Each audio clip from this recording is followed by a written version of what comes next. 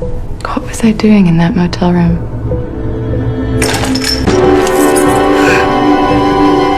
I remembered my name, my birthday, nothing else.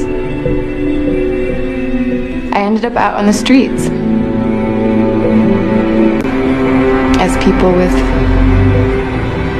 no ID, no money, no memories do. I felt really lonely. I still had to wake up every day. I still had to keep going. I started to remember things. Many terrible things. Violent images. I was so angry. I thought I'd lost my mind. And then Klaus explained it to me. My tattoos, this failing body, the things I remembered, what it all meant.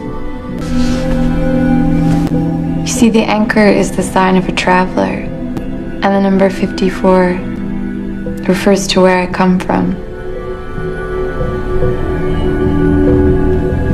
See, I come from 54. 2054.